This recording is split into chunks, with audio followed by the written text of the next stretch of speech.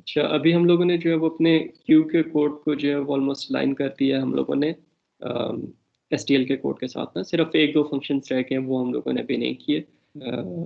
उन्हें फिर अगर कभी हमें मौका मिला तो हम लोग उनको भी देख लेंगे। अब हम लोग जो है, जिस तरह हमारे पास स्टैक के अंदर प्रॉब्लम ये थी कि हम लोगों के पास जो स्टैक का साइज है वो हमें स्पेसिफाई करना पड़ता था। दैट मीन्स के एरे को जो है वो हम लोग डायनामिकली जो है वो एलोकेट करते थे और उसके अंदर वैल्यूज को स्टोर कराते थे। फिर हम लोगों ने देखा था कि स्टैक को के साइज को वेरिएबल करने के लिए कि जितनी मर्जी वैल्यूज हम लोग उसके अंदर स्टोर करवाएं, हम लोगों ने क्या किया था कि उसको जो है वो लिंक स्ट्रक्चर्स के थ्रू इम्प्लीमेंट किया था। तो क्यू के अंदर भी हम लोग इसी तरीके से कर सकते हैं कि हमारे पास जो है वो क्यू के अंदर जब हम लोग वैल्यू स्टोर करवा रहे हैं तो हम लोग एक लिंक स्ट्रक्चर्स क्रिएट करते जाएं हर वैल्यू के लिए, और उसको जो है वो लिंक करते जाएं। तो आइडिया ये होगा कि for every value that we push into the queue we create memory for it, and then we link it to the existing memory. ठीक है। तो अगर हमारे पास क्लाइंट कोड इस तरह का है कि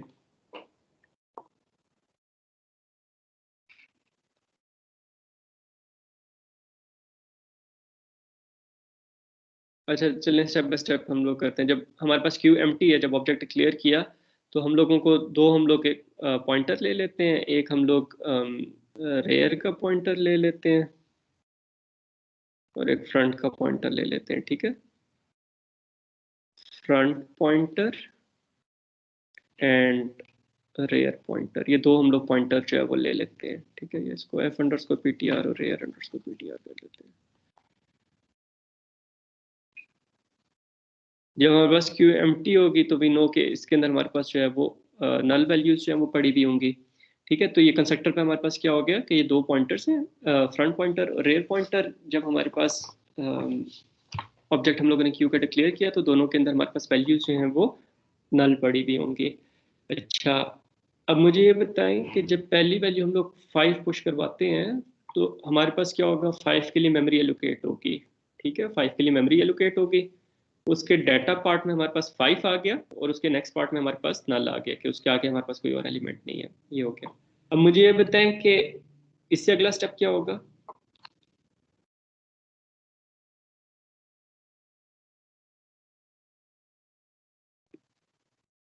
सर इसके नल वाले पार्ट को फ्रंट के साथ अटैच करेंगे। अदर वे अराउंड होगा ना, कि हम लोगों के पास अब ये क्यू के अंदर एक ही एलिमेंट है, यही हमारे पास क्यू के फ्रंट पे होगा और यही एलिमेंट जो है वो हमारे पास क्यू के रेयर पे होगा। ठीक हो गया। तो बेसिकली रेयर और फ्रंट पॉइंटर के अंदर हमारे पास इस नए एलिमेंट का जो है हमारे पास एड्रेस आ जाएगा। तो अगर हम लोग देखते हैं क्योंकि फ्रंट पे क्या है 5, कहाँ से एक्सेस कर सकते हैं, फ्रंट पॉइंटर के थ्रू। क्योंकि रेयर पे क्या है 5, कहाँ से एक्सेस कर सकते हैं, फ्रंट पॉइंटर के थ्रू। अब अगली वैल्यू हमारे पास आ जाती है 2। ठीक है। अब ये मेमोरी एलोकेट कर देते हैं 2।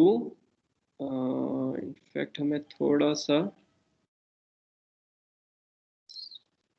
5 को मैं थोड़ा सा इस साइड पे ले जाता हूँ।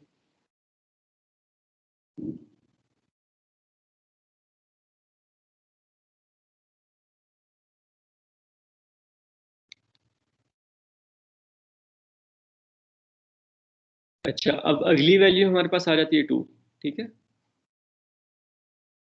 तो अब मुझे ये बताएं कि फ्रंट पॉइंटर, पॉइंटर्स के मैं नाम चेंज कर रहा हूँ, ये फ्रंट पॉइंटर है, rear pointer, it wouldn't make difference के हमारे पास जो है वो फ्रंट पॉइंटर जो है वो हमारे पास वो भी उसके अंदर भी 5 वाली नोट का एड्रेस है, रेयर पॉइंटर है उसके अंदर भी 5 वाली नोट का एड्रेस है। अब 2 हमारे पास पुश हुआ, 2 के लिए मेमोरी एलोकेट होगी। तो मुझे बताएं कि क्या क्या इसके अंदर क्या क्या काम होंगे, एक एक स्टेप एक एक स्टूडेंट मुझे बताता जाए।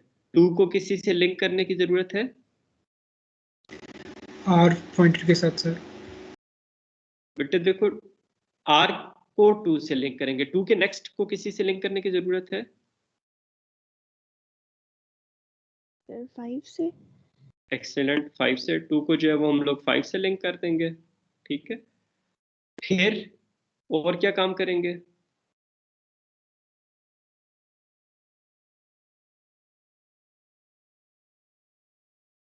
अब क्योंकि रेयर पे क्या आ गया, अब रेयर पे 2 आ गया हमारे पास। टू आ गया तो क्या करेंगे? Sir rear rear pointer pointer के साथ कर के देंगे। रेयर पॉइंटर के अंदर हमारे पास ये 2 वाली नोड का एड्रेस जो है वो हमारे पास आ जाएगा। ठीक है, तो इसको मैंने थोड़ा सा रेयर को इस साइड पे और फ्रंट को इस साइड पे मैं लेके आऊँ, क्योंकि अगर हम लोग फर्ज करें रेयर को हम लोग इस जगह पे करते हैं, 2 को हम लोग इस जगह पे ड्रॉ करते हैं, ठीक है, और 5 डॉट नेक्स्ट को हम लोग इससे करते हैं, लिंक करते हैं, तो इसको अगर आप थोड़ा सा कागज़ पे करके देखेंगे, जब 3-4 वैल्यूज इंसर्ट करेंगे तो इसके अंदर आपके पास जो है वो जो पुश का ऑपरेशन है वो आपके पास ऑर्डर 1 का नहीं रहेगा, उसकी टाइम कॉम्प्लेक्सिटी जो है वो ऑर्डर n हो जाएगी। इसको आप थोड़ा सा खुद एक्सपेरिमेंट करके देखिएगा। तो हम लोग इसको थोड़ा सा इस तरह चेंज कर लेते हैं कि जो क्यू का फ्रंट है वो हमारे पास ये राइट साइड पे है, रेयर जो है वो हमारे पास लेफ्ट साइड पे है।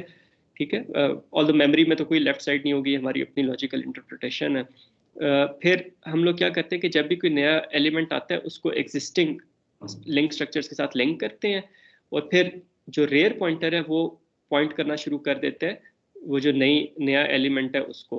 तो अब अगर हम लोग नेक्स्ट एलिमेंट स्टोर करवाते हैं, 7 के लिए मेमोरी एलोकेट हो गई, तो अब कोई और स्टूडेंट्स बताएं जिन्होंने अभी तक आंसर नहीं किया, 7 डॉट नेक्स्ट को किसके साथ लिंक करेंगे?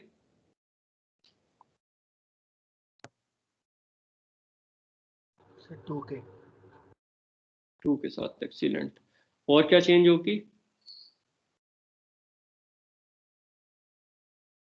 सर ये नोड चेंज हो जाएगी फ्रंट की। फ्रंट तो हमेशा वही रहेगा ना, जो 5 क्योंकि फ्रंट पे तो जब तक हम लोग पॉप नहीं करेंगे तब तक फ्रंट जो है वो फ्रंट एलिमेंट को पॉइंट करता रहेगा। सर रियर का पॉइंटर 7 पे आ रेयर गया। किस नोड रेयर का जो पॉइंटर है नोड वो नोड 7 को पॉइंट करना शुरू हो जाएगा, तो रेयर के अंदर हमारे पास 7 वाली नोड का एड्रेस आ जाएगा। ठीक है, अब मुझे ये बताएं कि यहाँ पे भी हमारे पास एक मसला है। नहीं, ये जो हम लोगों ने सोल्यूशन किया इसके अंदर गड़बड़ है। क्या गड़बड़ है? जब क्यू डॉट पॉप करेंगे तो क्या होगा? Front should start pointing to should point to node 2 ना, तो क्या हम लोग यहाँ से फ्रंट से डायरेक्टली हम लोग 2 पे जा सकते हैं? मतलब फ्रंट के अंदर अगर 5 वाली नोड का एड्रेस है तो क्या यहाँ से हम लोग किसी तरीके से डायरेक्टली 2 वाली नोड के एड्रेस को एक्सेस कर सकते हैं?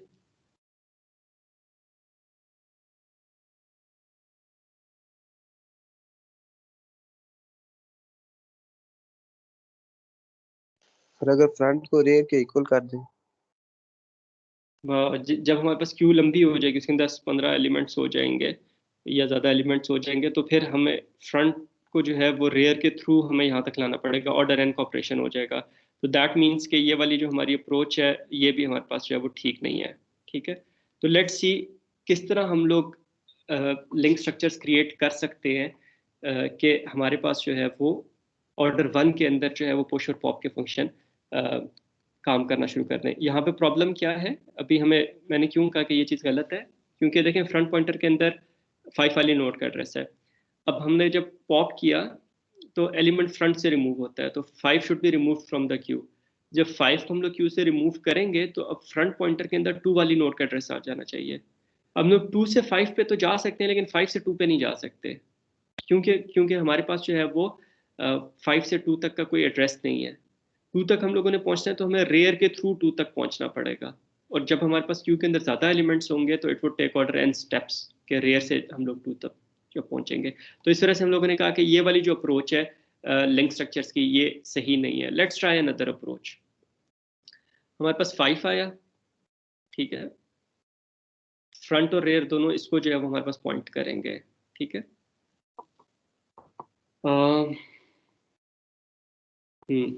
ये हमारे पास क्यू फ्रंट हो गया,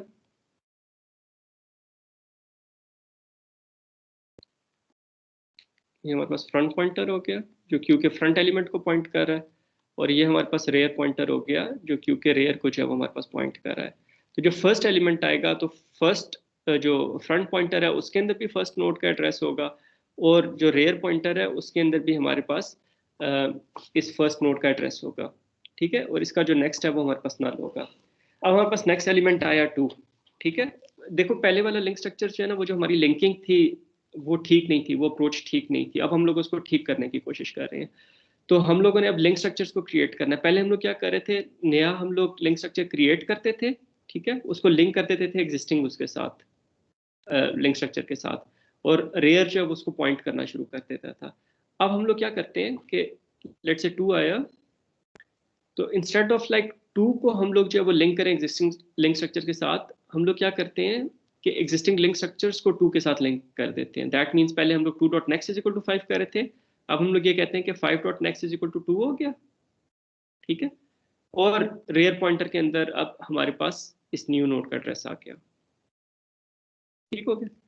अब मुझे ये बताएं, जब 7 होगा, 7 के लिए मेमोरी एलोकेट होगी, तो अब क्या होगा, 7 के नेक्स्ट में क्या होगा?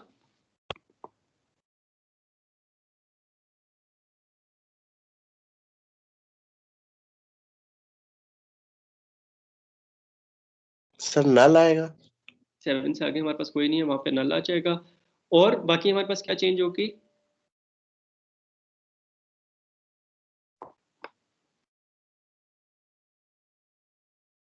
अच्छा 2 के नेक्स्ट में 7 का एड्रेस स्टोर करवा दें। 2 के नेक्स्ट में 7 वाली नोड का एड्रेस आ जाएगा। और सर रेयर जो होगी वो 7 पे चली जाएगी। रेयर पॉइंटर के अंदर हमारे पास 7 वाली नोड का एड्रेस आ जाएगा। एक्सीलेंट। तो ये हमारे पास जो है वो इस तरीके से लिंक स्ट्रक्चर जो है काम करेंगे। अब जब हम लोगों ने पॉप किया, तो अब पॉप के अंदर हम लोग देख सकते हैं कि 5 हम लोगों ने रिमूव कर रहे हैं, ठीक है। तो हम लोग अब क्या करेंगे कि क्या करेंगे,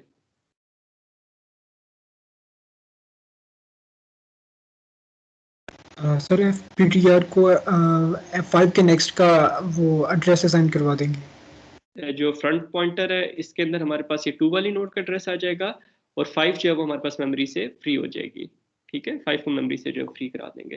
तो इस तरीके से अब हमारे पास जो है वो जो इंसर्शन है, जो पुश है, वो भी हमारे पास ऑर्डर 1 में हो रहा है, और जो हमारे पास पॉप है वो भी ऑर्डर 1 में हो रहा है, ठीक है बेटे। पहले वाली जो अप्रोच थी लिंक स्ट्रक्चर्स की, इट डिडंट वर्क, ठीक है। उसके अंदर हम लोगों ने देखा था कि फ्रंट पॉइंटर को जब पॉप करना था, तो फ्रंट पॉइंटर को हम लोग मूव नहीं कर सकते थे बैकवर्ड, ठीक है। पुश हमारे पास सही काम कर रहा था फर्स्ट अप्रोच में, लेकिन पॉप जो है वो हमारे पास ऑर्डर 1 में नहीं हो रहा था। तो हम लोगों ने थोड़ा सा लिंकिंग को चेंज किया, तो हमारे पास जो है वो अब पुश जो है वो भी ऑर्डर 1 के अंदर हो रहा है, और जो हमारे पास पॉप है वो भी हमारे पास ऑर्डर 1 में हो रहा है, फिक्स नंबर ऑफ स्टेप्स में हो रहा है।